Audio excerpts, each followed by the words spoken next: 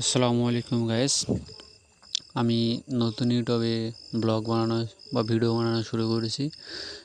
আপনাদের কাছে দোয়া চাই এবং আপনারা সকলে আমার ভিডিও দেখবেন এবং সাবস্ক্রাইব করবেন, লাইক কমেন্ট করবেন এবং পাশে থাকবেন। এই জন্য আমি আন্তরিকভাবে আপনাদের কাছে দোয়া চাই এবং আমি যেন ভালো কিছু ভিডিও আপনাদের উপহার দিতে পারি, এই জন্যে সকলে আমার জন্য দোয়া করবেন। তো আজকে সকালে ঘুম থেকে উঠে ব্রাশ টাশ করে ফ্রেশ হয়ে খাবার খাচ্ছিলাম, তখন হঠাৎ বাবা বলল যে আজকে তোমাকে ধানের বীজ ওষুধ দিতে হবে।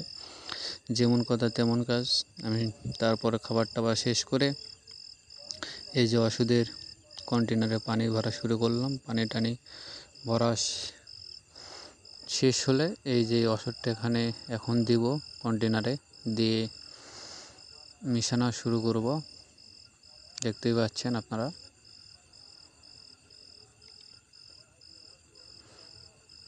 ওষুধগুলো সকল ওষুধ ঢালা হয়ে গেছে, এখন এখানে পানি দেব।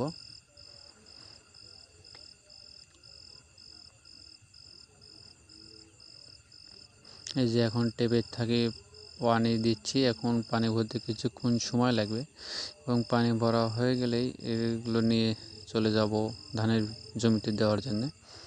এই যে অলরেডি অনেকটি ভরা হয়ে গেছে, আর কিছু হলেই হয়ে যাবে। তারপরে এটা নিয়ে রওনা হব।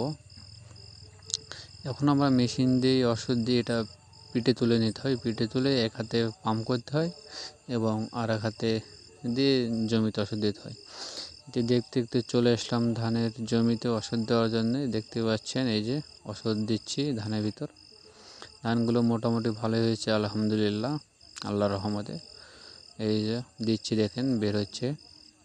অনেকে মেশিন দিয়ে দেয়, মানে ওই মেশিনটা আপনার মোটর সেট করা থাকে, ওইটাতে কোনো পাম্প টাম্প দিতে হয় না নর্মালি। ওটা মানে একটু কষ্ট কম, আর আপনাদের এটাতে একটু কষ্ট করতে হয়। এই যে এই ওষুধ দেওয়া শেষ হয়ে গেছে, এখন আর এক ভেঙে যাচ্ছে। ওই যে দেখতে পাচ্ছেন সামনে, ওখানে এখন যাব। ওখানে যাওয়ার পরে আবার ওই ভেঙে ওষুধ দিতে হবে।